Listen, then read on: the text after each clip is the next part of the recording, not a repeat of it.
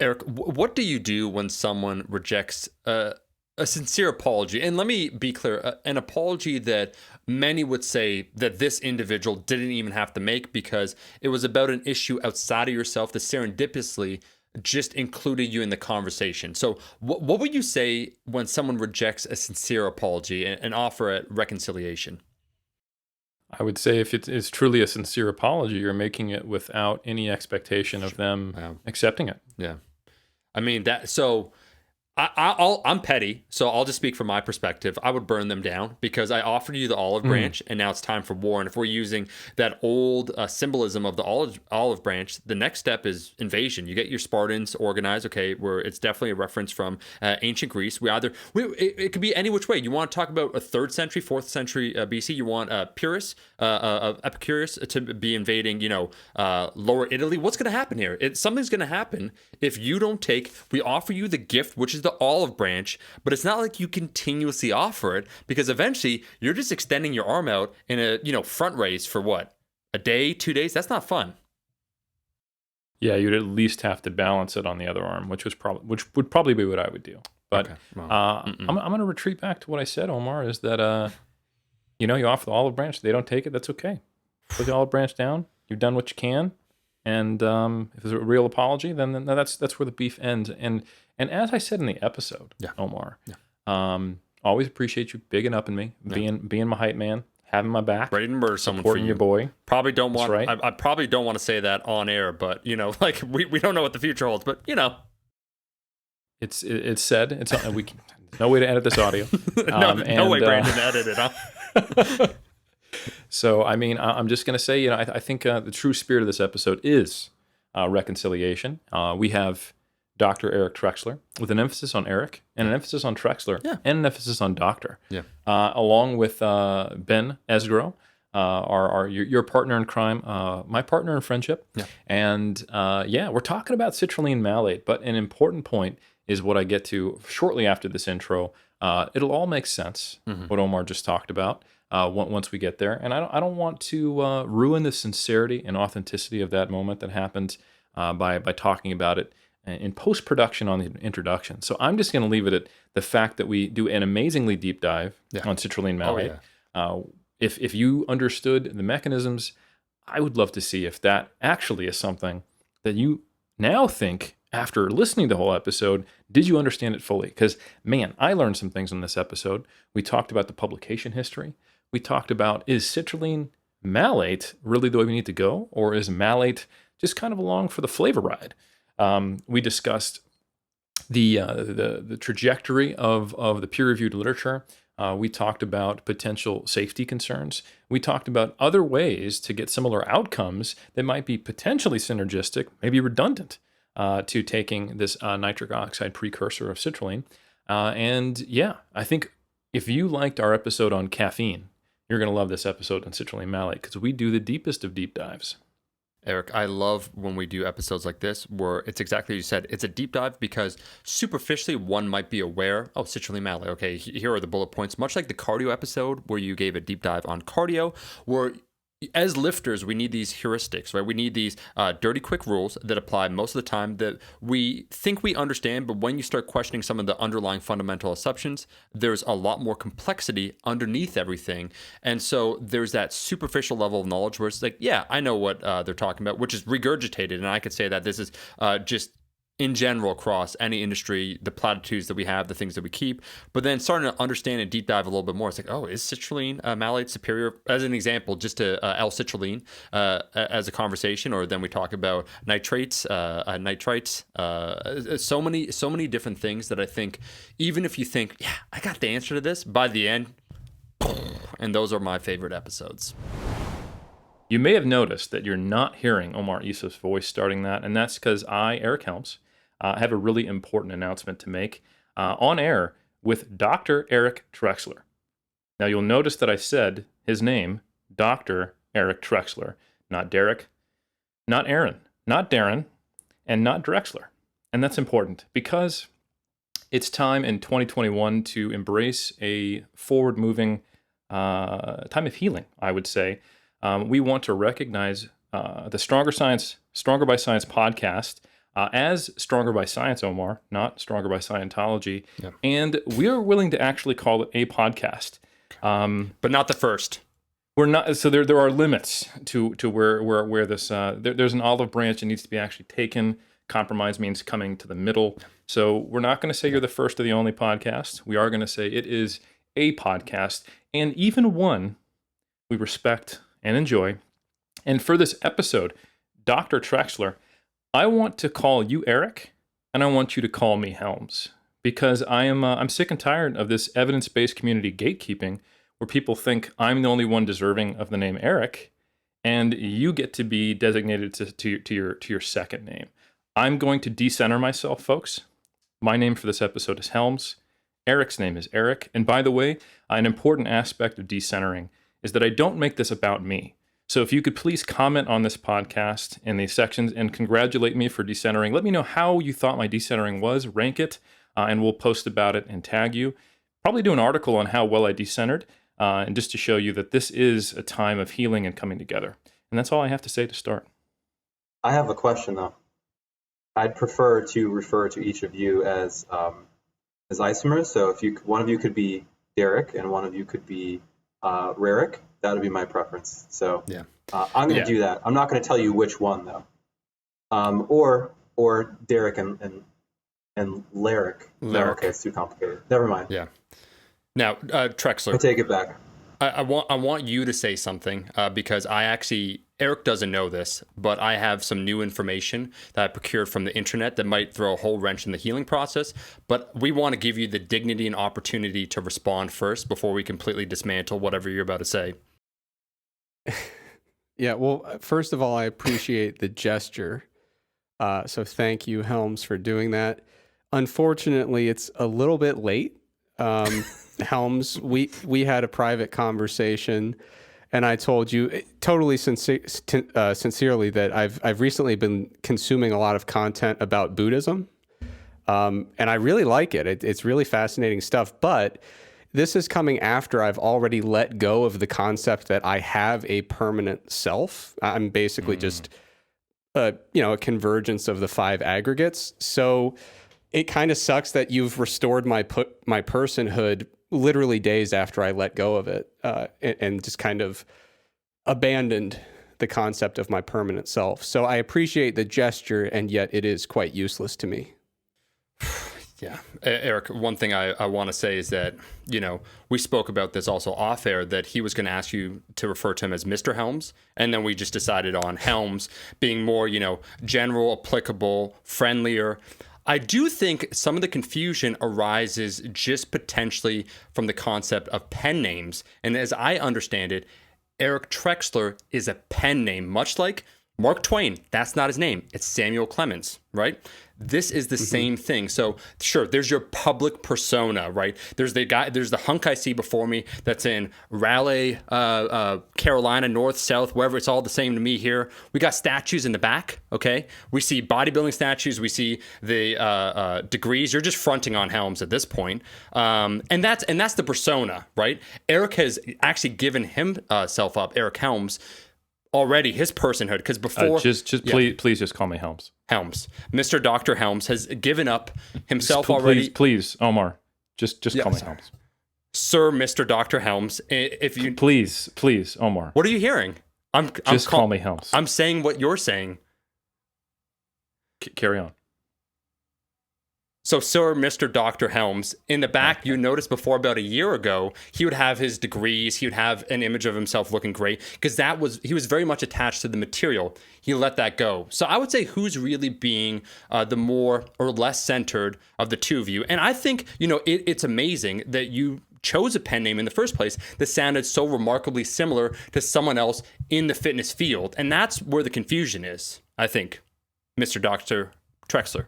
Yeah, I mean, I don't know what to tell you. I saw that he had a good thing going, and I'm coming for it. I want everything he's ever had, and I want to ruin him in the process. And I think it's only my duty at this stage. I'm here to be trampled and ruined. It's your time. The future is Trexler. Perfect. Excuse me. The future is Dr. Eric Trexler. Yeah. PhD. So you can't forget that at the end.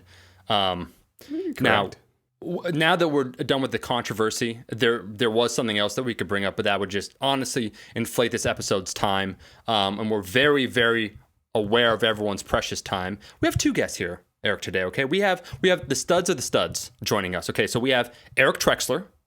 Not going to say his designation, his degrees, the pedigree, what he's won, the local competitions, any of that stuff. And we have Benjamin Franklin Escrow.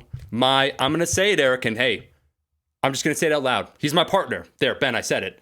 He is my partner. We became partners after you introduced us. We're like ships passing in the night.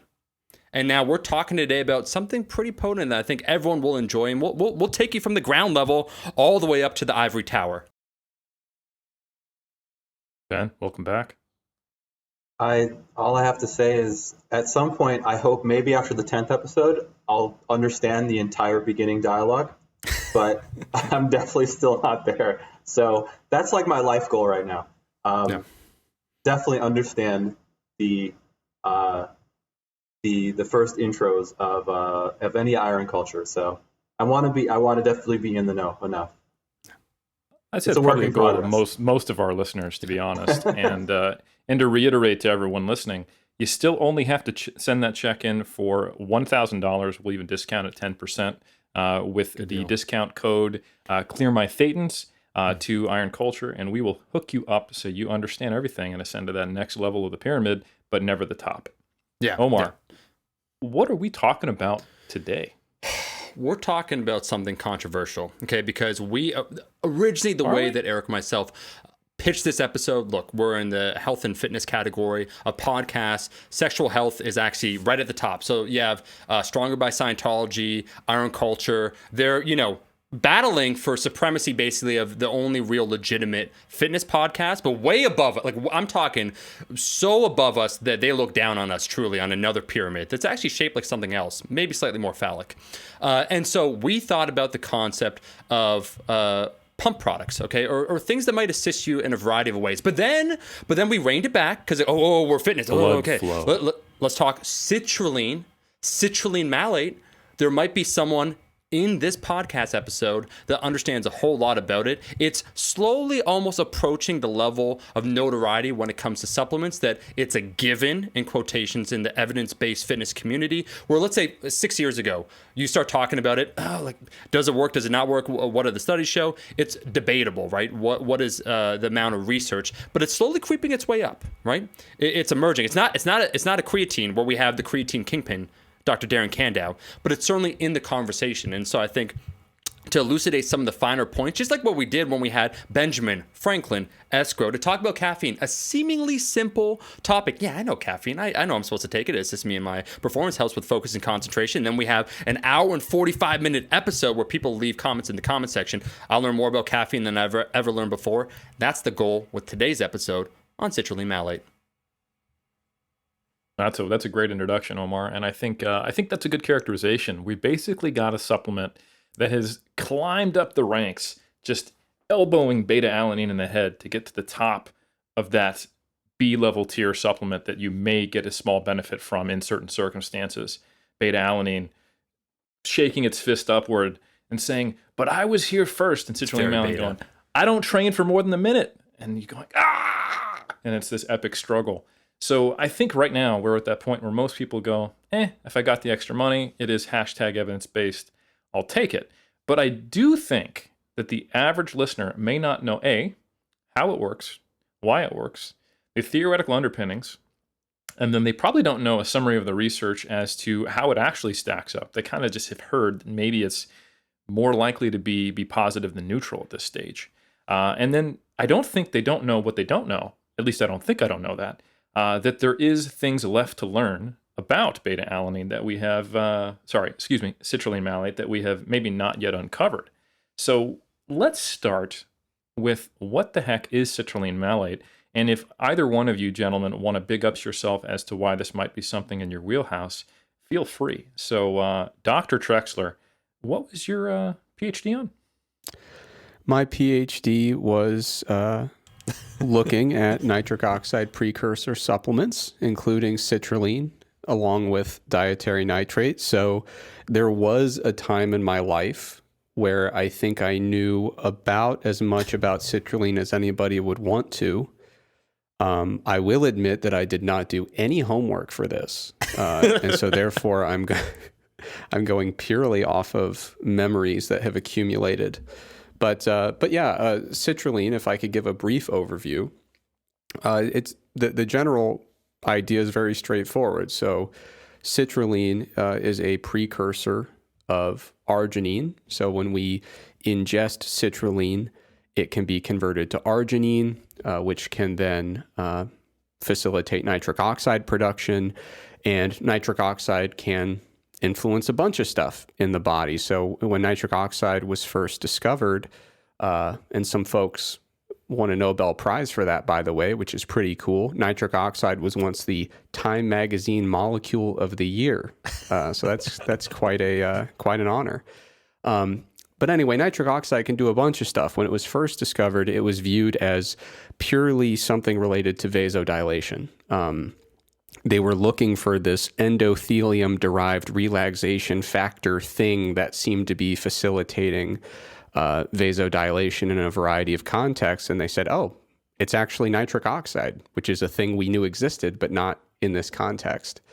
And so when we think of it, when it comes to exercise applications, nitric oxide, of course, can facilitate the pump. It can work as a vasodilator, help deliver more blood flow to the active musculature. But it's also been fascinating to see, particularly in recent years, looking at effects on muscle itself and how nitric oxide can influence the contractility and the function of muscle as it's contracting. So the general idea with citrulline is you ingest it, you increase arginine levels. That allows you to create nitric oxide when you need it, when you're exercising, and that can facilitate blood flow and potentially influence contractile properties of muscle, so the force production, rate of fatigue, and things along those lines. Now, a listener might be wondering, why not just take nitric oxide? And the answer is, first of all, it's a gas, and gaseous dietary supplements have not caught on for a number of reasons. And another thing about nitric oxide is that its half-life is remarkably short. So momentarily after being created in the body, it has moved on to being something else. You know, it's very, very reactive with a short half-life.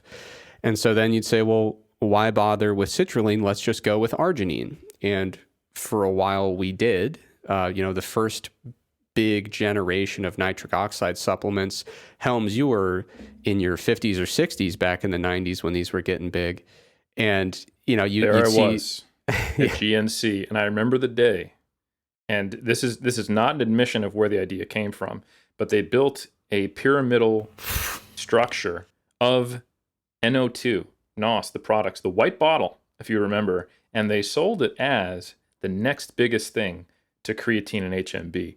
And yes, they were at this point still saying that HMB was just as good as creatine. And yes, I took very much of it.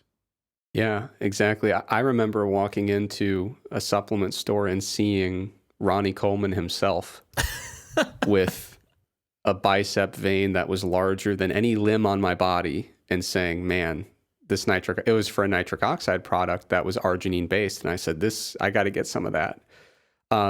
So anyway, the first generation of nitric oxide precursors, it was all arginine all the time.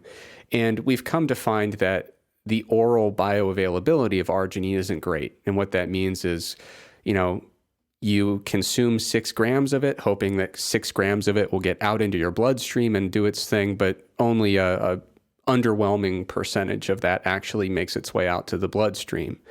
And so the research on arginine as a dietary supplement has been a little bit less favorable than something like citrulline. So citrulline, that is the overview, and it certainly is a viable, as Helms said, a solid B tier supplement for the typical lifter. Perfect. I think that was a really, really useful understanding of both the history, the science. But now we need to talk about the culture. Why was malate excluded from that discussion? Benjamin, Franklin, Escrow, no one talks about malate. Why is it being left out of the conversation? I don't know. I think Well, this is a question, I guess, an open question for everybody. Uh, I know in digging myself, I couldn't find anything directly looking at malate on exercise performance. So we know theoretically that it should have a role in at least producing energy, but it's very difficult to find anything um, that really gives any kind of evidence basis for including it as a dietary supplement. One of my thoughts, and this is just pure theory, is that maybe it improves the water solubility. But the issue with that is there's not a limitation of water solubility with citrulline. It's present in watermelon as L-citrulline. And even if you look actually at the properties, like the physical properties of citrulline versus citrulline malate, the solubility actually isn't that dramatically different. So that was one of my ideas of trying to, why would they even have justified this? So I actually don't have an answer for that, and it's still, I think, this lingering question with all of the products that are available. I mean, you can get it as citrulline 1-to-1 citrulline malate, you can get it as 2-to-1 citrulline malate, or you can get it as straight citrulline. So I think, at least from my perspective, there's a pretty large gap that exists in do we know if those can be considered equivalent? Does the malate have a role? If so, how much? And is there a difference between 2-to-1, 1-to-1? I think the only place I can put a comment onto that is with, and I don't even know where this came from, with the concept that bound citrulline malate, quote, bound citrulline malate is superior to unbound. I think there's a lot of question marks with that. I think there's a lot of marketing with that. But I think the one place where maybe I could give some type of context to it is the only version of citrulline malate that's bound would be the 2-to-1, that's citrulline DL malate. And the reason for that is you have to bind it at 2 points because citrulline is an amino acid, so it's a zwitterion, so it has 2 different locations where you can attach something. And if you look at the chemical structure of citrulline malate, that's why it's called DL, so it's attached at the 2 different ends. But the shortcoming of that is you're going to hydrolyze that bond anyway, and you're going to create L-citrulline and malic acid out of it. So I think, like I said, I don't understand. Maybe it's, people trying to push their raw material more than others and say ours is bound, but really you're just paying for a lab in China to chemically modify it. I think the only place you could really say the bound one is superior is that, yes, you are yielding more pure citrulline. And at this point, from my perspective, it seems, at least also on the research basis, that citrulline is the thing that we're getting some type of effect from more so than the malate. So question for you. You said malate might have some potential energetic role. What is malate, and why might it have a role in energy? So malic acid is present in fruits. It's part of the ripening process. Actually, Granny Smith apples seem to be highest in it. You get like around 2 grams. That's why it gives that sourish taste. It's an acid, and it's an intermediate in the citric acid cycle. So it can be used to produce ATP. So the theory's there, but just like we know with oral ATP supplementation, which this is different, they're not the same thing. That's sort of a very gray area, I guess, if you can call it that. And there was, I remember supplementary ribose before, people saying, ribose is a sugar you could use, it's an intermediate in energy production, blah, blah. I think there's, at least on theory, like if you gave a citrate supplement, it makes sense. That's a much more direct part of the citric acid cycle, as is malate. It's just another step further up in the process. So it definitely makes sense. You can make ATP out of it, but you can use glucose to make ATP. So like, is it better than glucose? I doubt it, but like I said, I think there's a lot of question marks with it. And at this point, it seems if you're looking to get the ergogenic properties of any type of citrulline supplementation, that you'd sort of want to err more on the side of getting the citrulline component rather than the malate. Spitballing here. Is there any potential taste difference from going just citrulline or citrulline malate, given that apple component? Yeah, that's a great question, and I do think that's where it sort of gets into product formulation and certain limitations. Like, so malic acid it's fairly acidic. I think it's like around, you know, acid level is partly based on the quantity of acid present, but usually around like pH 3 you'll get if you use any kind of normal amount of citrulline malate in a supplement. So it's fairly acidic. I mean, it's going to make something taste tart. Like I said, if you've eaten a Granny Smith apple, you know that sort of mouthfeel, and that's largely because of the malic acid content. I do think when you get to a certain point, there is a threshold of where it's too tart and too acidic, and then it's more work to try to either mask it or make the right flavors come out. I know in our experience of making products as well, you know, Omar and I have discussed, you know, do we always want to have to stick with the sour version of something? Because if you use CitMal, that's pretty much your only option. Like, you can't mask, you know, 3-4 grams of malic acid. At some point, the acidity is going to come through.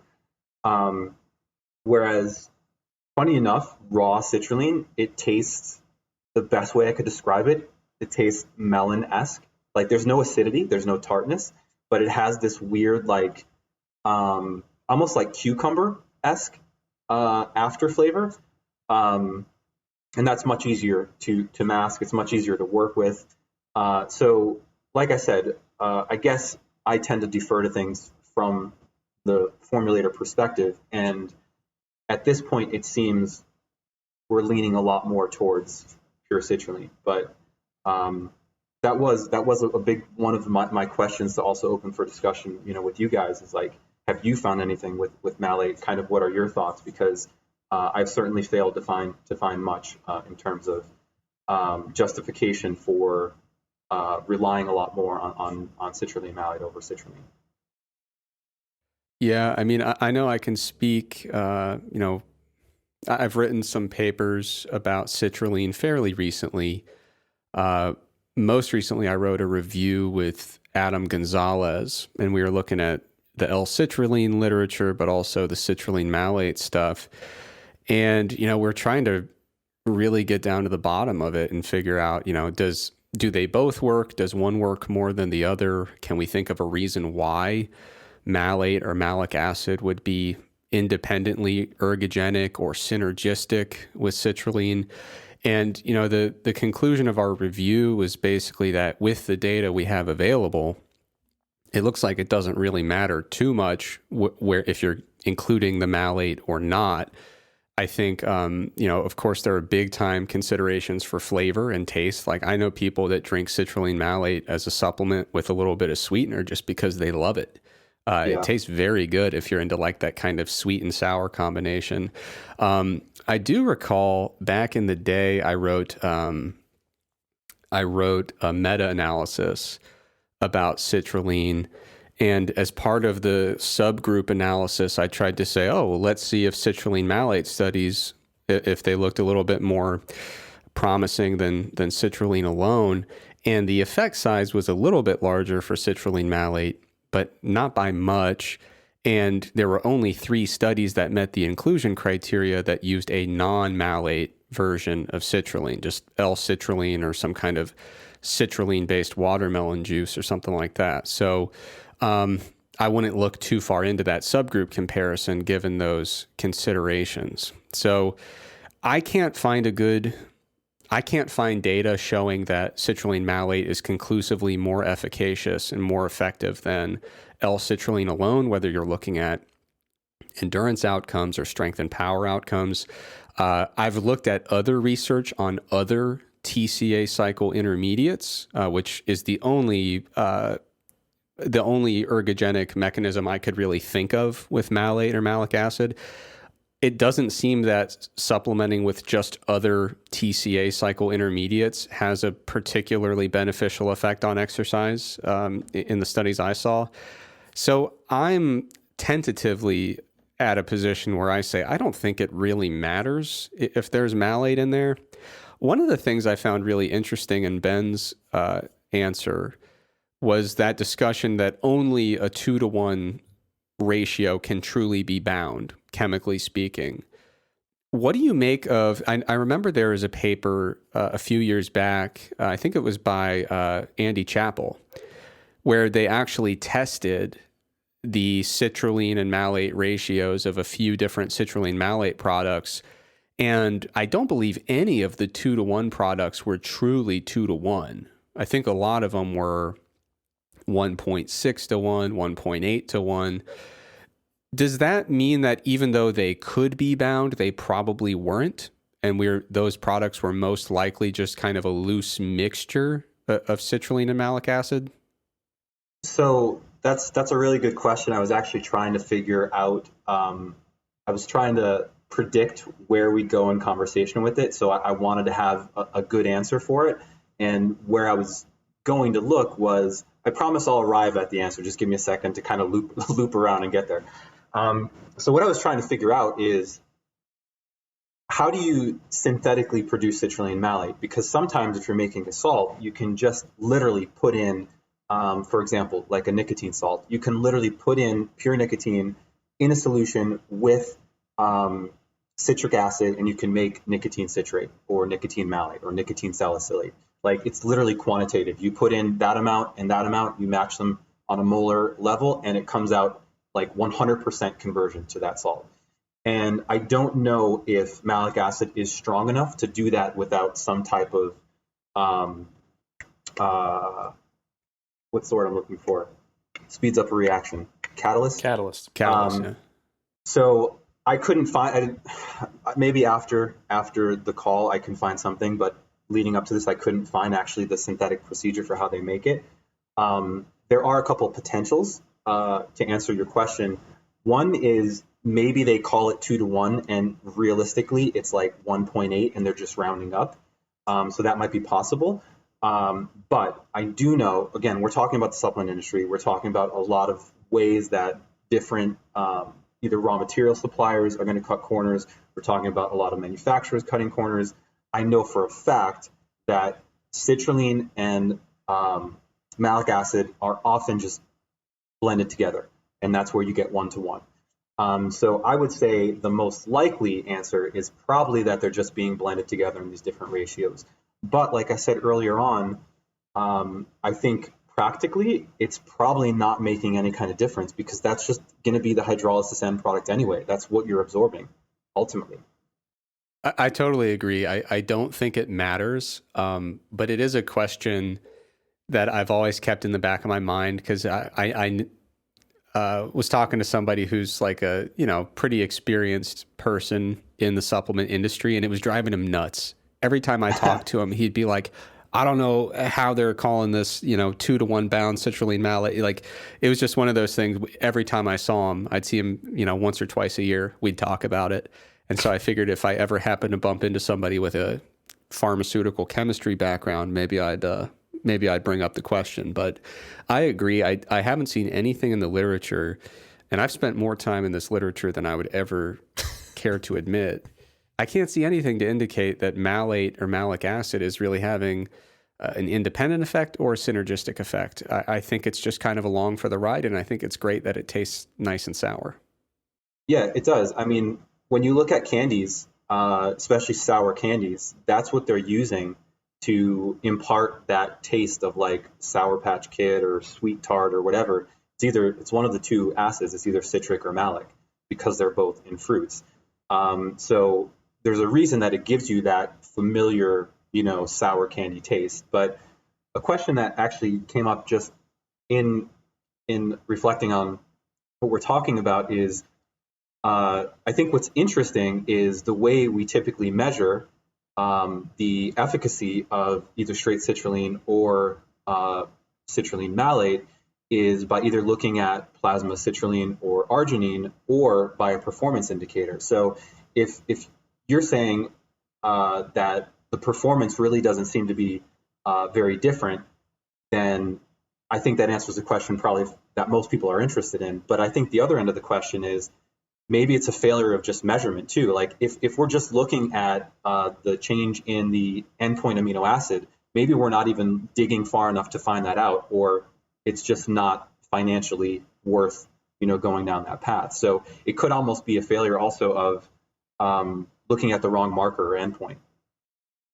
Yeah, that reminds me of a quote. When I was working on my PhD, one of the older PhD students left me with this. He was a terrific scientist. He said, if you can't measure it in the unit of pounds or repetitions, it's not worth measuring. And so that's my response to Ben's nonsense about measuring amino acids and crap like that.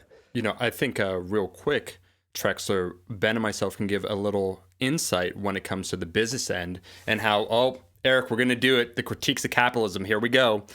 Where there could be huge financial considerations by supplement companies. So full disclosure, this is our opportunity here. But Ben and myself, we started a new supplement company that launched about 2 months ago. Thanks to Eric Helms connecting us in 2020. And there goes your credibility as a capitalist critiquer. But go ahead. So, hey, but we're promoting our own business now. So we're going to promote our own business, but then we're going to tear down the industry. So it's a mixed bag of things. We have two handsome Don't hate gents. the player, folks. Hate the game. So we have two handsome members of our scientific advisory board that just so happen to have a shared first name of Eric. I don't know their last names. Maybe if they're only on a podcast together. Omar, please call me Helms. Mr. Helms. So what happened is that when we were formulating the new supplements, and we could speak on this, and Ben has over a decade experience being in the supplement industry. One, I think there's a lot of group herd mentality. One, so a lot of manufacturers, they try and market to you because they know it's cheaper for them to make, let's say, citrulline malate versus L-citrulline. So instead, it's not a conversation of which one's better. When we were formulating, full disclosure, our prime pre-workout, and we wanted, once again, we were those crazy guys. It was like, let's have everything top end. What can we do? Let's make sure we have this as a top priority. The quotes that we received for citrulline were markedly higher than for citrulline malate. So there's a financial consideration, I think, for people to use then, first off, citrulline malate.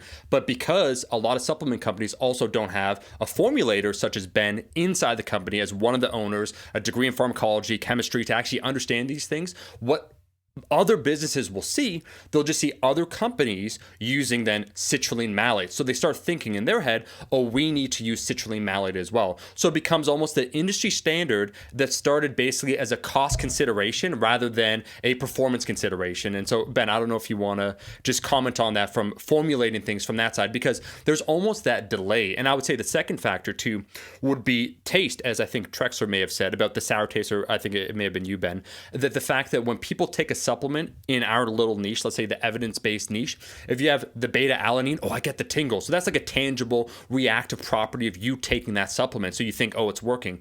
And citrulline malate almost has inhabited that space as well because it's sour. Some evidence-based companies are kind of the marketing, it doesn't taste good because it works, right? So you get a cost consideration. Everyone else is doing it. You don't have a formulator to kind of really dive into the science. So it's like, if this company that seems legitimate is also doing citrulline malate, and everyone else is doing it, why don't we do it? And then it removes the specialness, to Ben's point. If you just go with straight L-citrulline, it remove that sour flavor. So now it's tasting like other pre-workouts. So really, when you talk about why supplement companies include a particular ingredient, I think I'll speak outside of our own company, Elemental Formulations, but it's a consideration. Quality is a consideration, but not the only consideration. Ben, I don't know if because you have a decade experience, you have more experience than myself. Just to comment on that. I think, there's a lot of stuff I think to touch on there. One is that it's really fascinating to watch the marketing. I think I'm equally as interested in the marketing of ingredients as I am the research background of them, or any kind of I guess the chemistry of them as well. And I think what you guys said, Helms and Trexler, in what I read in Mass was so perfectly put, is like how it became this pump thing, and it still carries that. Like if you turn around any supplement bottle, or you look at any marketing, it's still pitched as the pump ingredient, when in actuality it really is not living up to that. It's having some type of role in exercise performance, but it doesn't seem to be the one that it's still marketed upon. And I think that perfectly kind of coincides with what you're saying, Omar, is like it as a supplement company, marketing still needs to be a part of your process. And so much of it seems to be, when you kind of step back and look at a formulation from how a company is trying to position it, it's oftentimes this game of trying to keep up, like it's trying to catch up or compete with somebody else on a marketing perspective, not necessarily an ingredient one. And I think that's it's super fascinating to watch that. But yeah, you're totally right, Omar, in what you said about, a manufacturer has no interest in giving you the best possible formula. That's your job as a formulator to make the product different and distinct and in my opinion, stronger compared to competitors. But usually they're going to, it becomes a game, a race to the bottom, where they want you to go with them. So they're going to try to get you the cheapest quote. And obviously by giving you the cheapest quote, they're going to try to get you to use the most inferior form of the ingredient. I know you guys, ran into that with the multivitamin previously. And that still happens. That's very often. And I think what happens is, it's very strange to see it. The company is going to pitch it to you and sell it to you, and then the consumer's perception is based upon the marketing, and that's what becomes like really the average understanding across the industries. So I just always find it odd when you try to do something different that people are skeptical of the company trying to do the more legitimate thing, and they defer to believing the sort of twisted version of events that are given through marketing.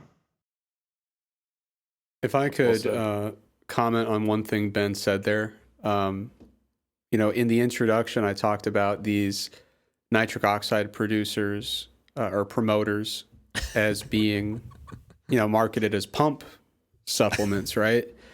And I failed to highlight the thing that I think is so interesting, which Ben just mentioned, which is that in the review I wrote with Adam Gonzalez, we looked into the effects of citrulline products specifically on what we might call the pump or blood flow.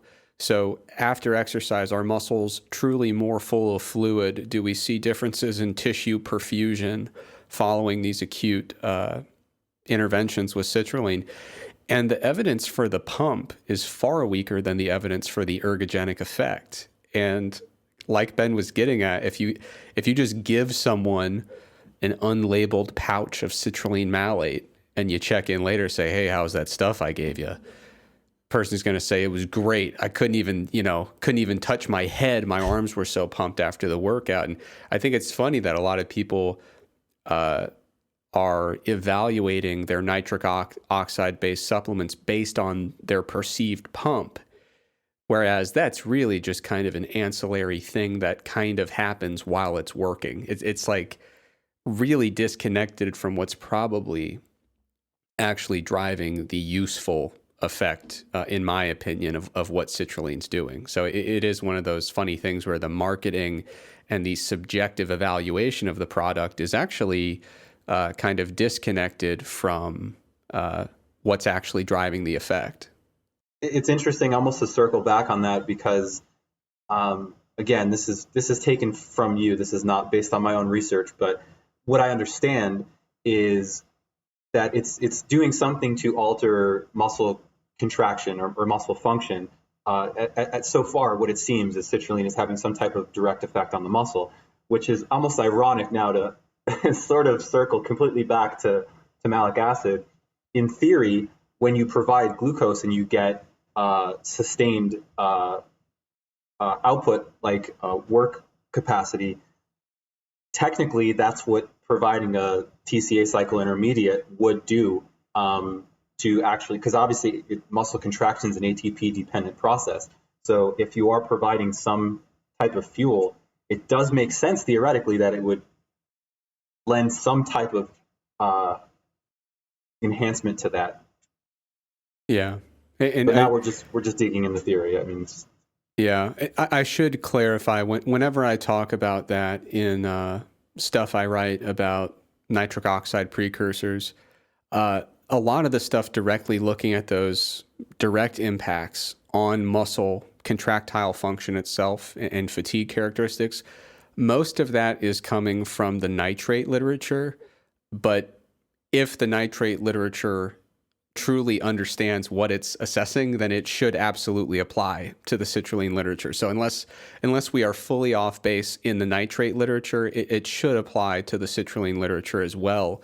And ironically enough, we have more evidence to suggest that citrulline impacts strength-related outcomes, especially strength endurance, relative to nitrate. The nitrate is catching up, and I think nitrate is a very good route to go for specifically from foods. I'm not a big fan of nitrate supplements, but I think nitrate has some really nice evidence that's starting to accumulate. But ironically enough, if you were just to say nitrate versus citrulline, which one has better evidence that it's going to give me a sick pump? It's the nitrate. If you say which one has a solid base of evidence that it's going to help me get 11 reps instead of 8, it's actually the citrulline for now, which is an interesting kind of disconnect between the two.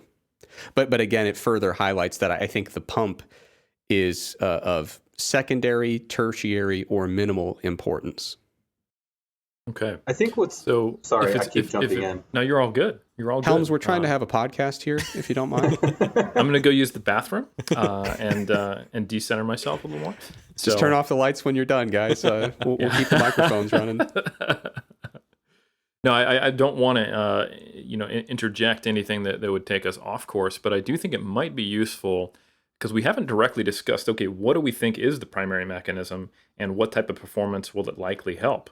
Ben, if that's if you had something you want to go, I'm totally fine with getting to that eventually. If you want to, I'll wait because it's definitely tangential to that question. Cool. Yeah. So my answer to that, what really is the mechanism? I mean, there could be several. I think that's one of the annoying things about nitric oxide is that it has the potential to influence so many things, but in one of my mass articles where I think I was writing about nitrate, but again, it's nitrate and citrulline are both assumed to work via nitric oxide potentiation. A lot of the newer research out of the nitrate world is indicating that nitric oxide is increasing calcium release from the sarcoplasmic reticulum, but also through a different mechanism in the muscle, making myofibrils more sensitive to increases in local calcium concentrations. And so, when a muscle is contracting, the force production process requires that the calcium releases, binds to the myofibrils, and that is a critical initiating step in force production. And so the evidence coming out of the nitrate world is indicating that nitric oxide itself, whether it's coming from nitrate or citrulline, should be enhancing the release of calcium from the sarcoplasmic reticulum and also making the myofibrils themselves more sensitive to that release. And so both of those should help with force production, but also fatigue resistance, especially later in sets or as you're doing sequential sets. So those are the types of exercise that we should see when it comes to lifting is, the force production, particularly in a fatigued state. And when you look at the various studies looking at the effects of citrulline in different strength and strength endurance tasks, I think the classic typical example is I'm doing 3, 4, 5 sets to failure. Is there going to be a benefit on the first couple? Maybe, but we usually in a lot of studies see more of that separation later in set 3, 4, 5, and so on. And I would also comment that it does seem to be, to some extent, based on the nitrate literature, velocity dependent. So there's been some really nice work from, I think the last name is Coggin and colleagues, but they've used dynamometry and they've said, well, if we have these people do leg extensions at slow velocities, as hard as they can, we don't see much of an effect. But when they start doing faster velocities, it seems like it's facilitating higher velocity of contraction and greater power output. And so when you look at the literature, it actually does seem to be, it's very preliminary to make this leap. But when you look at exercises that are done in a fatigue state, particularly if they're either forced to be high velocity actions or if velocity is not constrained, so just like a barbell movement, that's where we see some of these nitric oxide precursors shining. In my dissertation, we didn't find citrulline or dietary nitrate to help out much, but regrettably, the velocity of the muscle action was pretty low, and it's difficult because when you're assigning a dynamometer task in a study, if you go too quick, it almost feels like you're not even really getting to the good stuff. Like it's hard to feel like you're putting maximal force into a very rapid knee extension. If it's like 360 degrees per second, you barely feel the resistance on the way up. Like you're trying to go so quickly. If you go really, not only is it hard to feel like you are, it's hard to actually based on. Well, yes, yeah, your forces are lower, yeah. But if you go really slow with it, I mean, you feel like you're trying to do a leg extension against like a brick wall. It's like you feel like you're pushing with every ounce of force that you possibly have. And so it's a delicate balance when you're putting together those protocols. And so for us, I think one of the reasons we didn't see an ergogenic effect with either probably has to do with the velocity of contraction. So that was a long answer, but to get straight to the point, if you're in a fatigued condition and you're doing movements that are or could be explosive, I think that's where we're most likely to see a benefit. And that's kind of basically working backwards from an empirical outcome. Do we have any rationale as to why there might be a difference in velocity? You'd have to ask somebody that's a lot smarter than me, Helms. Ben? No, I'm just kidding. I'm sure there is. I could dig up the original papers and see what mechanisms, like why they think specifically it's the high velocity stuff, but I think we have honed in on the mechanism that's really pushing it, and it is nitric oxide affecting. It nitrosylates these ryanodine receptors. It enhances the release of calcium from the sarcoplasmic reticulum through guanylyl cyclase. It is enhancing the sensitivity of myofibrils, and that's really, as far as we know currently, that seems to be what's really pushing it. And I have one additional thing to add that to me is a game changer, because it's honestly, I consider myself really fortunate that I was doing a dissertation in an area of study that was rapidly developing and changing. Like, there's not a lot of people who, like, if you're studying protein, I got bad news. Not a lot going to change in protein in the next 3 months. You know what I mean? And like, there's still good stuff we can sink our teeth into, but it's not such a new emerging topic that somebody's going to release a paper that blindsides you. And you go, are you kidding me? And so one of the things that came out fairly recently was like, hey, did you guys know we could store nitrate in skeletal muscle? I was like, what? Like, to me, that just blew my mind. I was like, that's huge. I wish I would have known that several years ago. But to me, that's another thing that I think is fascinating. And if you're thinking that applies only to nitrate in the food and supplements, I would argue it's still relevant to citrulline, because if we're doing something that facilitates nitric oxide production, nitric oxide and nitrite and nitrate, they get recycled. Nitrite and nitrate are our main kind of reservoirs for endogenous cycling of this nitric oxide. And so I think it's relevant to all nitric oxide precursors that if we have chronic use of this type of supplement, by the way, the cool thing is not only can we store nitrate in muscle, but it gets depleted when we exercise.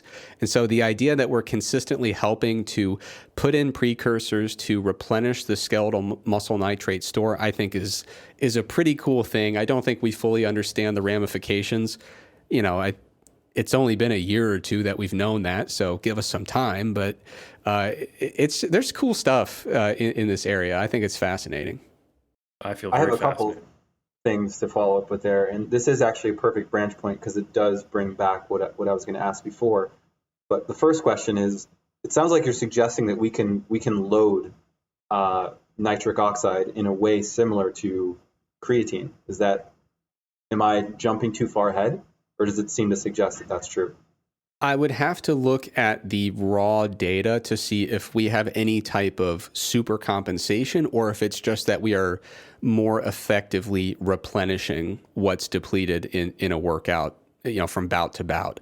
I'd have to look into that specifically. But one of the things that you'll find in the nitrate literature that we also noticed some things in the citrulline literature when we looked with Adam Gonzalez is that studies using chronic dosing over several days seem to have, in some cases, more favorable results than just acute one-time single dose studies. And I'm wondering, I don't want to put words in his mouth, especially if they're wrong or stupid, but I'm wondering if the nitrate stores are something that help us understand, aside from, of course, there are going to be some protein modifications that occur. Nitric oxide can influence, it can nitrosylate and modify a lot of different proteins in the body, and those things would take course over the span of multiple doses over multiple days. So I'm not certain how important these stores are. Like I said, it's kind of, we're right on the cutting edge here in terms of what we know, but I certainly think it's a fascinating potential avenue for future research. So it brings up a really interesting paradox, because you mentioned ultimately almost citrulline is sort of a prodrug to nitric oxide, but also nitrate and nitrite. And what's interesting, and this I kind of collided with in looking at formulating a product where we can use some source of nitrates. And maybe to rewind a little bit, just to let all the listeners know what the difference is. So nitric oxide is one oxygen, nitrite is NO2, and then nitrate is NO3. And it seems that nitrite is the most reactive one that actually could come along with some problems. So you talked about nitrosylation of proteins, which seems to have some type of influence on being performance enhancing. But the drawback is you don't want nitrosamine formation in the stomach, because that's actually what's correlated with certain types of cancer, like it's actually carcinogenic, at least in animal models.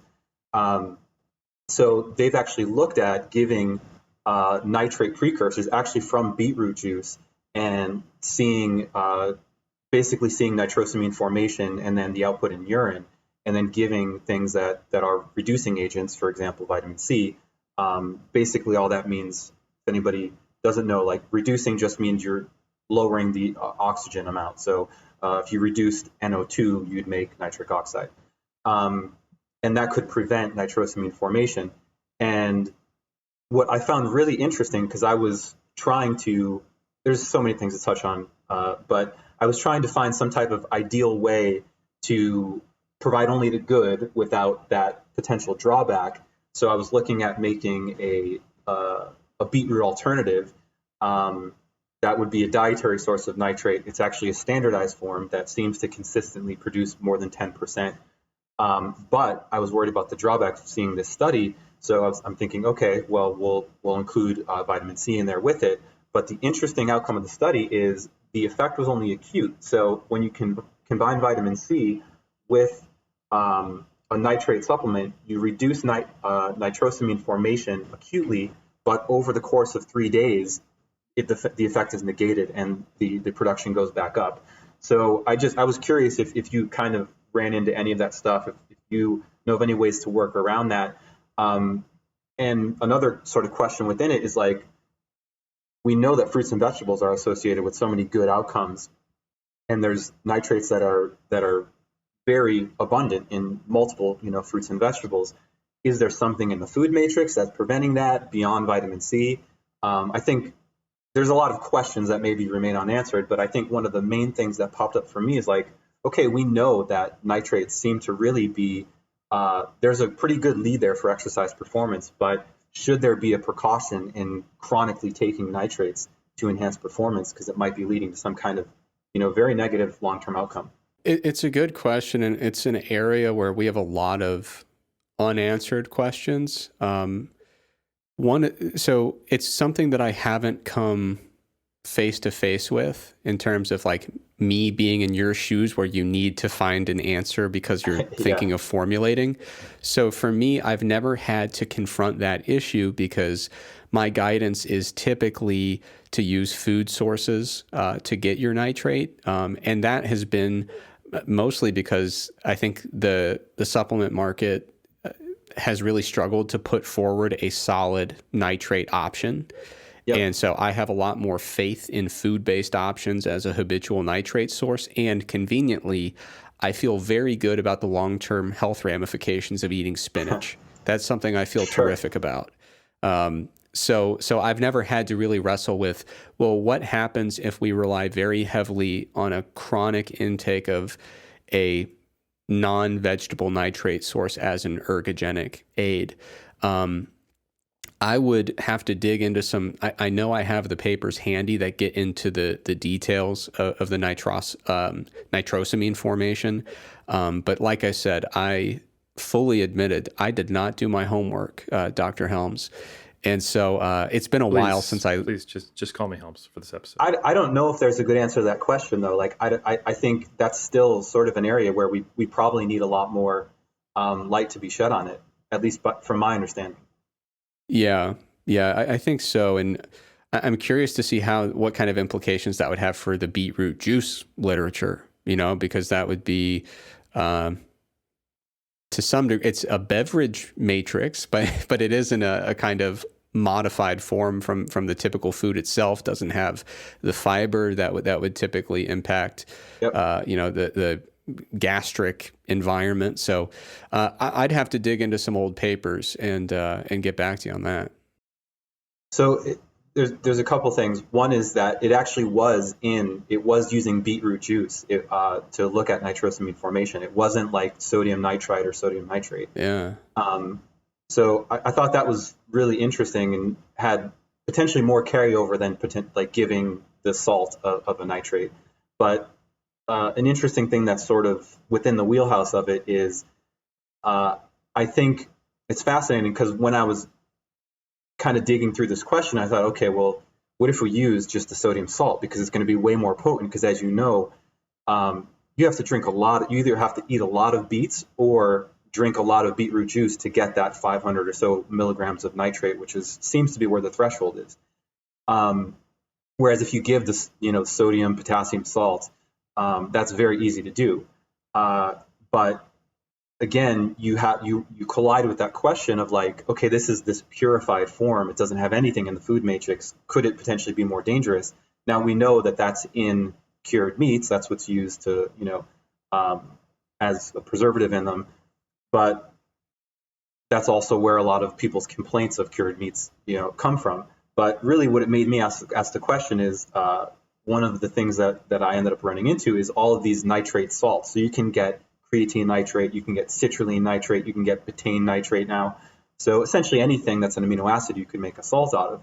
And those are owned by, let's just say an X supplement company who will remain unnamed, but if you want to dig, you can find out who. And they won't even sell you unless you're buying like metric tons of the raw material. They won't even sell it to you. But really the question to me is, and this is very common in many supplements that actually Cellucor is selling. They're selling the nitrate salt versions. Like, could that be a potential issue? Like, we're loading up people on these actually very potent amino acid nitrates. Is that potentially a lot more dangerous than even the beetroot juice? Yeah. I remember digging into this question very intensely in like 2015.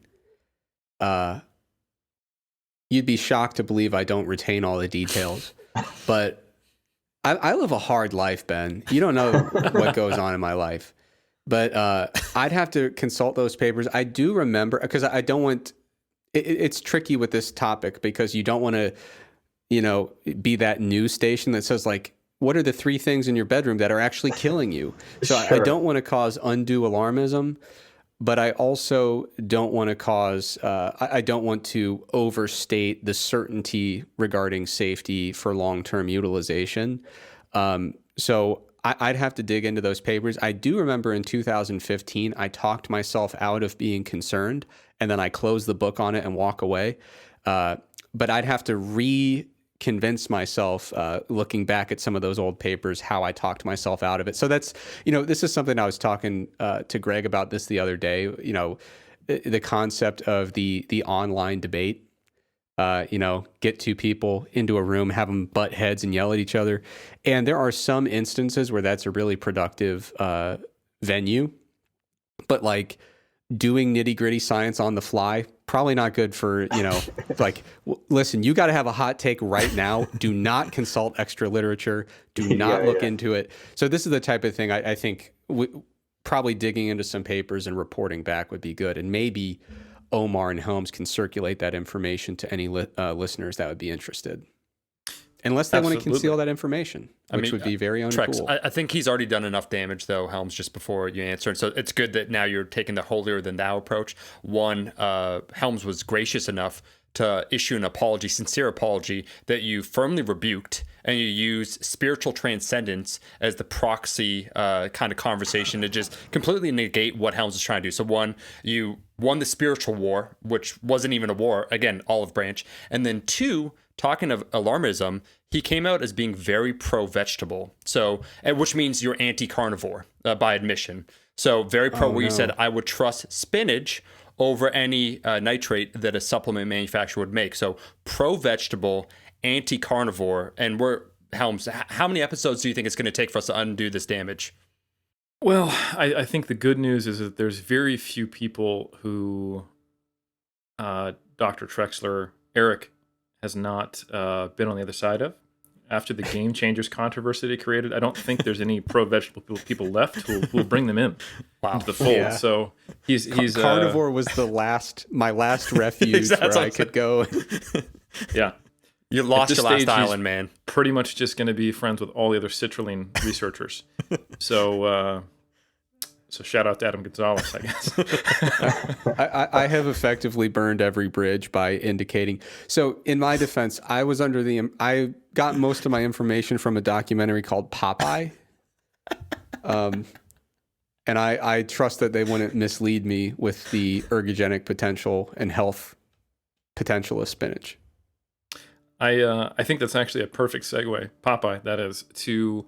All right, so we're in this murky place where there is a potential mechanistic role where we should at least keep our eye on it, especially when we're talking about, at the very least, artificially created, non-food matrixed, nitrate and precursors. But I think what we could get back to is the practical recommendation of, okay, so is there a role for taking citrulline or citrulline malate, and then also just increasing your vegetable content? This came out of a pretty good discussion and kind of peer review process in mass when Dr. Eric Trexler wrote a really good review on citrulline malate, and connected it to the research generally, and ways to optimize and get every benefit out of nitric oxide precursors. And I asked him, like, realistically, what vegetables and how much of them would you need to consume? And it lines up with basically what we're all supposed to be doing in the hashtag evidence-based community, that's simply explained in the most popular Rascal Apparel shirts, which states, one thing 3 times. Just do something with an expletive. So I think for people who are looking for maybe more justification to tip them over into the action phase of eating more vegetables and just eating more vegetables, it's not that much. So Eric, I don't know if you have off the top of your head, like what you would need to consume on a daily basis to kind of max out that pathway through nutrition. If you don't, you can just kind of fill the space a little bit while I look up our own mass article. But yeah, I don't recall off the top of my head exactly what it was, but honestly, I mean, it's not that much. To the extent that, like, there has actually been studies, like controlled trials, where they use conventional vegetables as the intervention. That is the source of nitrate that they use. And so it is realistic enough that you could take in people who are not, fitness addicts, people who are obsessed with fitness, like health nuts. You could just take, randomly sampled folks from I would assume a college town, and say, like, hey, I want you to have this much nitrate per day from vegetables. And it was doable. And the intervention did have some significant effects on the outcomes they were looking at. So it is feasible enough to get people who are not obsessed with the idea to do it, which actually makes it very, very feasible. Like, when you think about adherence for people who are just kind of signing up for a study and didn't have their heart set on ramping up their vegetable intake, if you can get that to be a feasible intervention, it's not that much. And one thing to keep in mind is it will vary. So there's actually a remarkable study that looked at the nitrate content of conventional produce taken right off the store shelves at 5 different cities in the United States. And unfortunately, the variability in the amount of nitrate in the same vegetable itself is quite difficult to predict. And so I usually encourage people to get their nitrate from vegetables, but also to have I say relax. There are going to be days where you're lower than the nitrate amount you're trying to get. And there are going to be days that you're higher. Overall, it should average out. It's not a big deal. We're playing the long game with our nitrate intake there. And so it is pretty remarkable based on the growing conditions, the transportation and storage conditions, the soil in the area, seasonally it changes. So that the nitrate that actually gets taken up by the plant into the edible part of the plant will vary, but it's a very doable thing. Helms, can you bail me out? Do you have the answer yet? I got you. Yeah. So, Okay. so in your article, you actually cited a 2016 paper by Porcelli and colleagues, where they specifically compared exercise performance in a group of males in a crossover while they were either on a high vegetable, specifically high nitrate content diet, compared to a control, and they did see an improvement in performance. And it's not just beets, it's not just spinach, it's also in arugula, celery. And if you were to have, actually, if you look at like the meta-analyses and the prospective analysis of where you really start to get the best health outcomes, the lowest all-cause mortality, we're talking like 5+ servings of vegetables per day. So if you're able to consistently do that and include salads, which include spinach and arugula, and you include beets, and you have some celery, which, by the way, is a negative calorie food. Just kidding. That's a total myth. You'll probably quite easily get there, in my opinion, even if it is like there's some inconsistency there. Because you would think that inconsistency would have been baked into the study, right? It's not like they were testing. I don't think they were. I didn't read the methods that close. I doubt they Absolutely were testing. not, no. Yeah, exactly. They weren't testing the levels in every serving they gave them on a daily basis. So if it resulted in the performance enhancement, I think we're safe to say that, hey, just eat a lot of vegetables and you'll probably be fine in the normal ranges that are probably best for health. You know what my dream is for exercise science as a field is that the methods paper there starts out with the soil that they laid down. And then they talk about how they cultivated the high nitrate crop and just took it every step of the way. That I have seen some supplement trials where they claim to have cultivated and manufactured their own supplement. I have seen that in a couple cases, but I'd love to see that with produce, where they're like, "Listen, we started from the soil and we work from there." I think that's the only way you'd actually retain a level of standardization, because I know you've talked about that as well, as like even in conventional beetroot juice, or well, it's really everything you just went over, is like it's very difficult to control that because you need to have perfect control over the grow conditions, and there's so many variables just in that, like light exposure and, like you said, soil and all those things. And I do think that's why I'm aware of one that claims to have a standardized. It's actually not from beet; it's actually from arugula, which apparently is the highest source of nitrate. But I question it as well. I mean, the only reason we haven't done lab analysis on it is because we haven't put it in a product yet. But I have sent beetroot powder to be tested, and it found no. They couldn't quantify, like there was no nitrates found. So I think people who are supplementing, these reds powders or greens powders, I will again defer back to, I think, the central sort of argument of what we're saying is like, get them from food. Don't buy a greens or a reds powder. Yeah, I think there's two important pieces there. There's the potential safety benefit, because we obviously don't see a high correlation between vegetable intake and cancer death. Quite the opposite. Omar, don't. And and also, I think what both Ben and Eric are talking about, one from the practical perspective of what you've seen actually testing, and then what we see in some of the literature on this topic, is that supplements are not consistent as far as their intake. And even though, of course, vegetables themselves aren't consistent, it'll probably be there, you would think. And we have that study I just cited a moment ago showing that vegetable intake can actually improve exercise performance. So I would say, to kind of bring it home on that topic, it probably makes sense just to eat your vegetables and then take citrulline malate. One thing I thought I think is kind of interesting is there's a little bit of a story here on the supplement science, in that I think citrulline malate has gone through 2 cycles of having hype and then dismissal before we've kind of gotten to the point now where we've got a meta-analysis and we have a general idea where I don't think it's going to change too much. I don't know if anyone disagrees with that on where it is. So, Dr. Eric Trexler, I don't know, could you give us kind of a wild ride through that historical perspective since I think 2013 or something like that, since the first study? Maybe 2010, yeah. 2010, yeah, that's right. I averaged the 2 numbers to get there, yeah. Yeah, so there was a study by Perez Guisado and Jakeman, and you can see my eyes. Is this going on video? I didn't even look at a screen. That's you're staring right into our pupils the whole time. Baked right into my brain.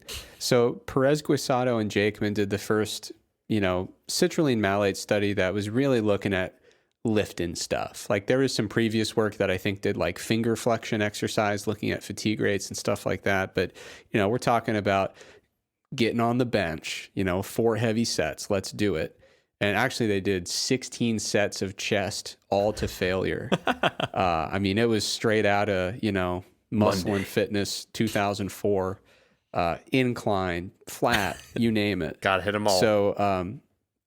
So they found a pretty solid, statistically significant improvement in reps to fatigue in that particular study, and everybody said, "Hey, the citrulline malate stuff is on the map." So there were, and then Dr. Wax, Benjamin Wax, had a couple, pretty solid papers that came out. There are some others in there as well, but the first few citrulline malate papers that came out said like, hey, get you a couple extra reps, not too bad.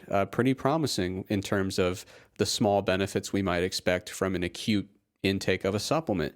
And then there's this kind of wave of studies reporting null findings, none that were significantly negative. I don't recall any significant ergolytic findings, but basically I think we have a tendency when we look at a body of literature, we think the newer stuff is the better stuff, as if a supplement is going to like increase or decrease its ability to work over time without, breakthroughs in formulation, but it's still just citrulline malate.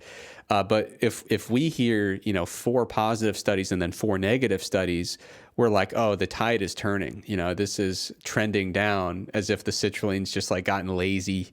There's actually no tide at all. There's no tide. These are just the same thing.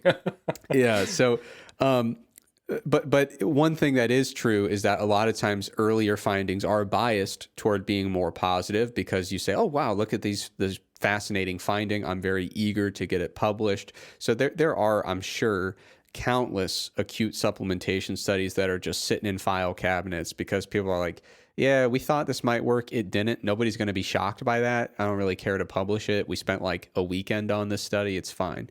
So anyway, the first few studies were pretty positive. Then a few null findings came out, and people are like, I think people intuitively, when they see did not significantly enhance performance, they equate that to had absolutely no impact on performance and was literally a zero effect. And of course, that's not accurate, especially when the common thing in the field is to have a study that's grossly underpowered, right? Like you need 30 subjects, you get 11. And so I think we needed a meta-analysis, which is why I did one, saying like, listen, let's forget our biased memory of it used to work and then stopped working. Let's just view all of these studies as independent little dots in our funnel plot, or our, little points on our forest plot, and get a broader understanding of what does this literature look like. And, in the meta-analysis I did, the indication was that citrulline, with most of the studies utilizing citrulline malate, seemed to have a small but statistically significant effect. The confidence interval was flirting with the line of 0, which means, I wouldn't be stunned. Like, that's another thing to keep in mind is if one more null finding comes out with a bunch of subjects in it, then all of a sudden your confidence interval just crosses over 0, and all of a sudden citrulline doesn't work. And like, that's obviously a oversimplified interpretation, but when you look at the collective evidence, it seems like, generally speaking, we see a small effect size, but one that is, compared to other kind of B tier supplements that aren't named creatine, pretty par for the course in terms of a supplement that's worthwhile, but probably not going to change your life. And that's kind of the trajectory citrulline has taken. But it is funny, we get caught up in these timelines and the changes in momentum of a body of literature, and we kind of, there was a vibe that like citrulline, something about it just gave up, and it worked until 2015, and then it just stopped, and it started working again. It's kind of weird. Yeah, who knows? No, that's perfect. I think that's a really helpful picture there. So I love where this has gone. We've dove into the different pathways, the mechanisms. We've talked about why is it even in its present form. We've brought in the potential of formulation, flavor, kind of the feel of having something really sour. It makes you feel like you're actually taking a supplement, quote unquote. And then just kind of the herd mentality in the industry once something becomes, quote unquote, standardized, or the way it's done. We've dove into the actual extant literature, the pathway of it. We've talked about potential safety, and then we've even given, hey, here are the recommendations. Get your citrulline malate, but also, damn it, get your vegetables. Shout out Rascal Apparel. And I think we've come to a place now where I think, as a host, not knowing what I don't know, we've covered the things I want to cover. But this is that point where I defer to the experts, Dr. Eric Trexler, Benjamin Franklin Escrow. What is left, and what things do you guys want to touch on before we close this episode out?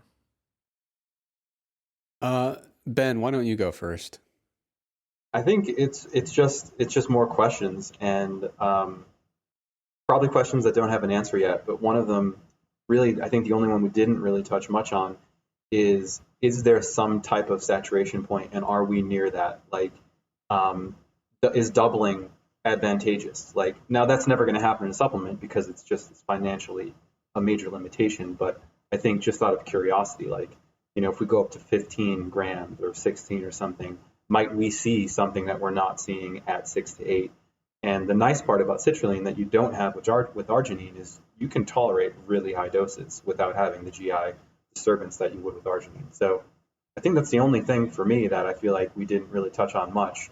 That sort of question. Actually, Ben, I want to touch on that because I think it's an interesting concept that sometimes we take a shot in the dark based off either animal data or our general physiological understanding of something, or maybe we had an idea of the safety profile before we had the idea of an ergogenic effect. And then, like we talked about with kind of the choice of version, it just becomes the way it's done. Like, I think beta-alanine, there's some emerging research right now suggesting we've been way underdosing it. Maybe. We'll see. I mean, obviously there's more to come. It doesn't necessarily translate to being able to get more in the body to better performance. But perhaps we will see a resurgence of the Dark King and citrulline malate getting toppled by beta-alanine. But at the same time, like, can people handle those kind of tingos? Those Exactly. are some tingly fingertips and faces. You're going to feel like you got ants in your pantses. So what's really crazy? Go ahead. Real quick. I know, Trex, we had a conversation about this in the past about potentially blocking that effect of the itch, because the itch is independent from the ergogenic properties of beta-alanine. And I actually did find an experimental compound that does. It directly works on that receptor. So the thing that I was looking at was actually a natural product from essential oil. But this is something that would most likely be considered a drug because it needs to be synthetically made and blah, blah, blah. But I think that's very fascinating. And I think that's still, as you bring that up, I know this is not a beta-alanine conversation, but I think if we go up to those doses, we're probably going to need something to probably alongside it to have people tolerate it Because I mean, I've gone up to 6, 8, and it's uncomfortable. Like, I don't care what you say. Like, if I like that effect, it makes me feel like it's working. This does not feel. This feels like having a full blown, allergy attack or like hives. It's not. It's not fun. I don't know why, but I'm minimally affected by it. I'm ready to take 12 grams That's of crazy. beta alanine. Dude, so when I was in college, we had one of those undergrad student. We had one of those lab experiences where it's like, hey, let's run a little study with the class. Let's learn how studies work. And I was really insistent that we should do like, oh, let's do beta alanine and check like Wingate performance or something. And everyone's like, I don't really feel like it. I was like, no, we should do beta alanine. And the TA that was teaching the class misread the scooper and gave us like an acute lethal dose of beta alanine for everybody. And dude, our faces it felt like I was wearing a mask made of bees. And yeah. And everyone in the class should have been upset at the TA, but they were very upset with me because I really pushed hard for beta alanine. But we all made it. We pulled through. I bet you crushed some Wingates though. Nope. Everybody was just uncomfortable. Okay, so what you're saying is there's a U-shaped curve. Okay. Yeah, you are an outlier for sure. I do notice a difference. I pretty much only get the beta alanine tingles if I do it on an empty stomach. If I've had a meal, even if I take a pretty large dose, it very little, if anything. But yeah, I'm ready for getting up above that Emax. I'm down. Awesome. No, I think that's very interesting, and I wonder what it will take if it's even feasible financially, and from a sour taste perspective, if they're going to keep going with the standard formulation to get to those higher doses and whether it does anything. Thank you. I appreciate that. Dr. Trexler. Yes. So I'm just going to run through the highlight reel of what I put at the end of all my papers I publish on this topic of just like, hey, here's all the stuff we don't know. I'm not convinced that we fully understand the true perfect dose of citrulline.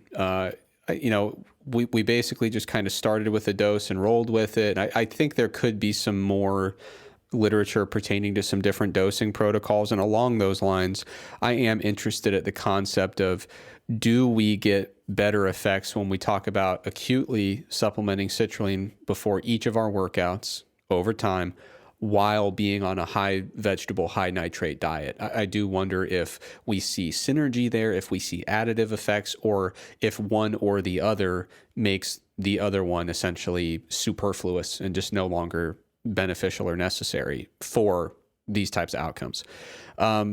I'd love to see more about how reliably citrulline actually increases what gym goers would call a pump, and then, of course, how much that matters. As Ben mentioned, I think the relevance of nitrosamine formation for different sources of nitrate is something that might warrant some further exploration. The relevance of the fact that our muscles can store skeletal nitrate, I think we know that to be true, but we don't know how important or actionable that is. And then further elucidating these direct effects on muscle. The fact that the mechanism seems to be related to these specific processes in muscle, I think we need to further explore that, and it should help us understand why it seems that these more explosive activities and these higher velocity contractions in a fatigue state seem to be impacted a little bit more reliably than in other contexts. So in terms of where to leave off the podcast, I think certainly my impression is that, as I alluded to earlier, we've learned a great deal about this class of supplements since 2010, 2015 even. I'd say the last 5, 6, 8 years, we've learned a ton, and we're going to learn a lot more. So I'm excited to see how that pans out. And the one last thing, like Helms, one of the things I tried to answer this clearly, but just to kind of reinforce the point, you asked, or you alluded to the fact that like the meta-analysis said citrulline works, and we probably wouldn't imagine that going the other direction. I would never totally rule that out just because the meta-analysis had like 13 or 14 studies. So it's, if it were 300 studies, then it's like, yeah, that ain't going anywhere. So I did leave that at least open-ended in the meta-analysis, especially given that like I said, the effect size was really flirting with that, that zero line in terms of the confidence interval. So I wouldn't be stunned to see, more studies come out, and instead of the actual effect size being 0.2 and statistically significant, it's 0.1 or 0.15, and it's not quite significant. But also, I don't interpret that as not having an effect. So I wouldn't be stunned to see that as the literature develops that we say, we maybe over or underestimated the effect size. Maybe that confidence interval nudges just the slightest bit over instead of the magic 0.04. Now it's the totally useless 0.06 p-value.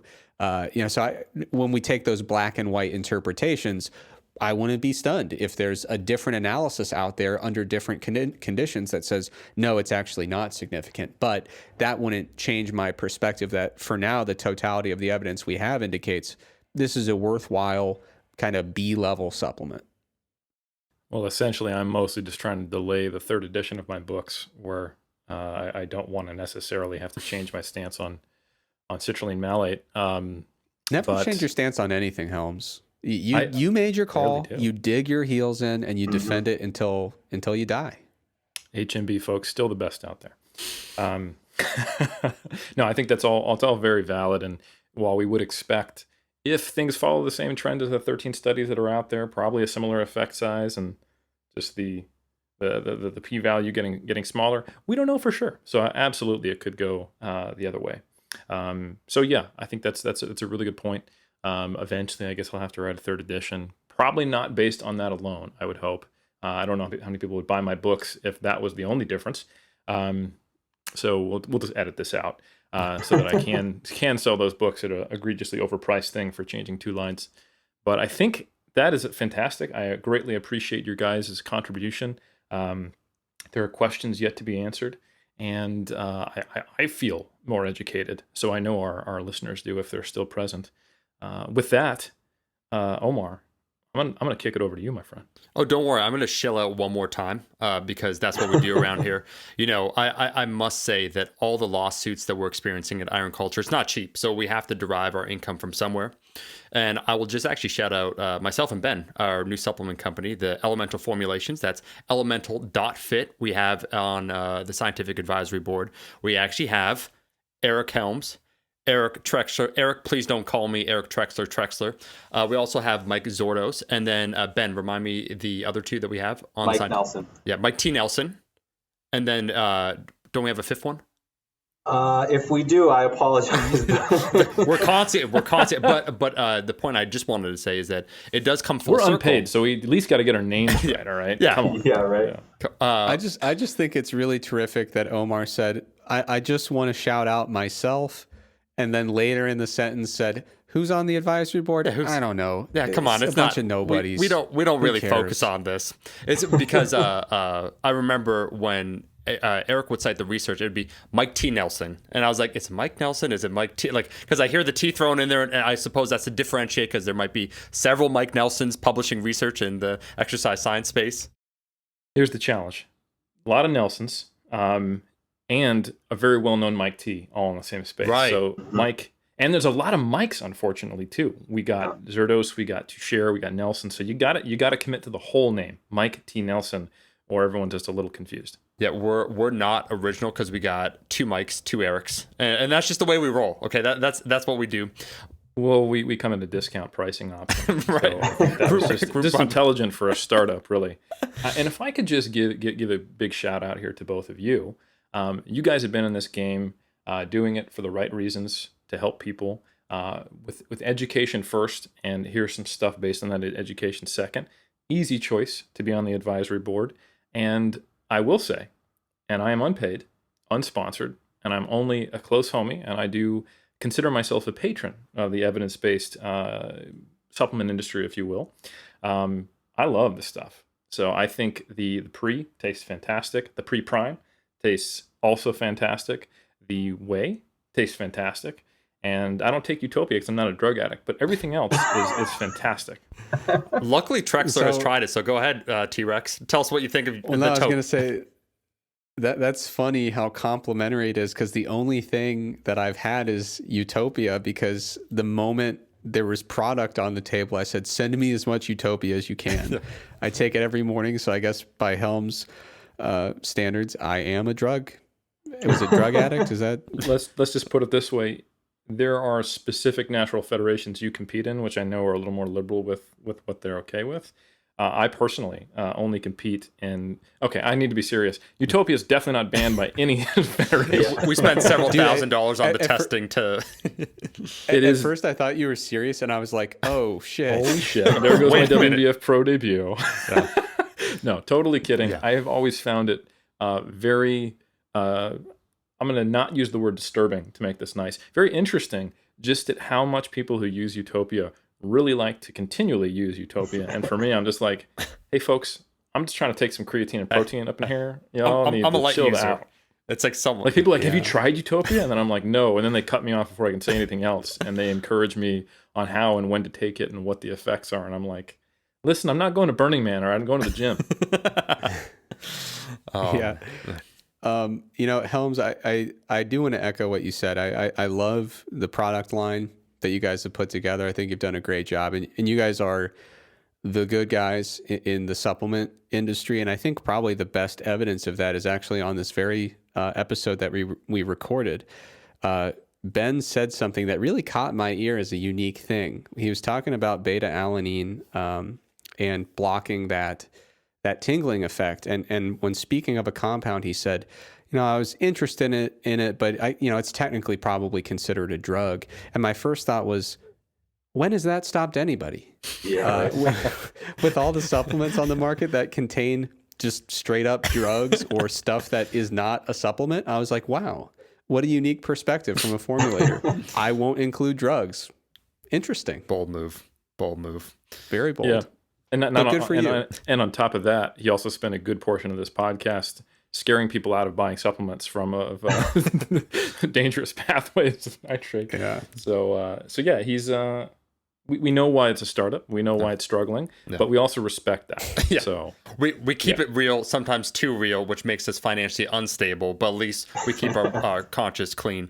I was going to say, just real quick, it is an interesting full circle episode, because the pairing of myself and Ben came from you, Eric, introducing us, because I knew the requisite level of knowledge that would be necessary to really push, let's say, the industry forward, where there's the known knowns, but what about the truly unknowns? And someone like Ben being at the front, at the center, is important, because, once again, I reached out years ago through Helms to Trexler to help me out with my old company, the multivitamin. He flat out refused me. And that's when I'm like, I need someone that knows all these things, so all these pathways. And to the point, that's a nice capstone to the conversation on citrulline, citrulline malate, is that we don't like making a profit because we're just silly like that.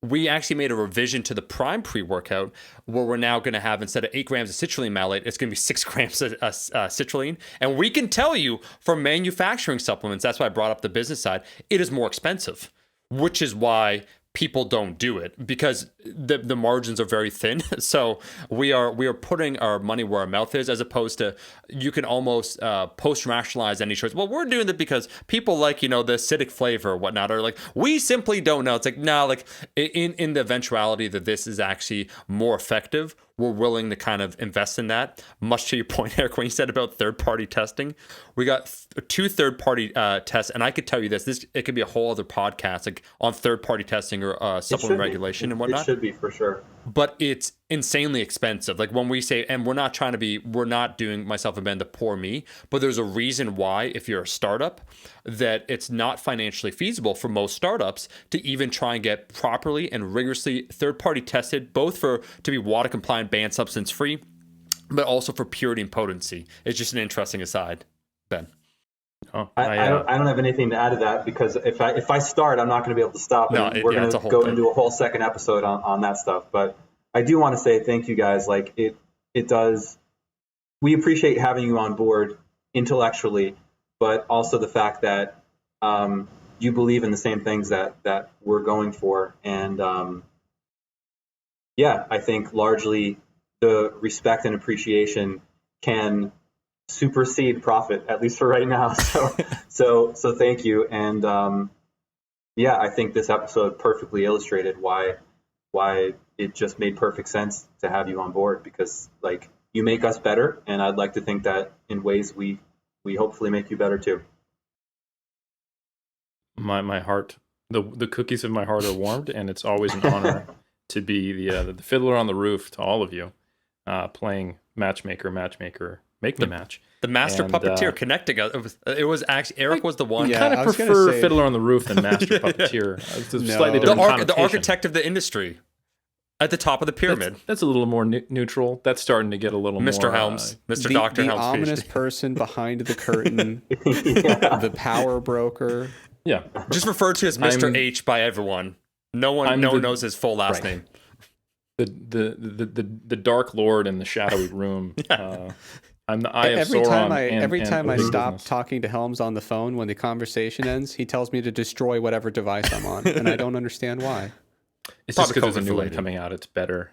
You know. Yeah, Probably COVID sanitation, I would assume. Upgrade. Yeah. definitely. So, anyways, that's that. I will just say elemental.fit is the website. Shout it out. We're done. We'll link everyone's social media. Ben, instead of ours, I'm just linking that right there. Hopefully it's been enjoyable, because that is who we are. The corporation is another entity of us. It's a representation It's a person, of us. yeah. It's a person, legally and spiritually. If you have any questions, however, we'll do our best, because Ben, actually, I could say, I don't know, Trexler is in fact busy. But when we had the caffeine episode, someone asked a question. Like, I just mentioned it to Ben in conversation. Someone had a genuine question on YouTube, and Ben just dove in there. And the person, it was a great question, and Ben gave like a 4-paragraph response to the person. So this is your opportunity for free. If you have any questions, any follow-up questions about anything, go ahead and leave us a comment in the comment section below. We appreciate everyone listening, making it all the way to the end. If you want to go ahead and leave a rating review on Iron Culture, because hey, you know what? This ain't cheap, the lawsuits. They're coming for us. They're coming for what we are, for everything that we own, and we're going to just burn them in the eternal flame that is Mr. H. So go ahead, leave a rating review, and we're back every single Monday from now until the end of time.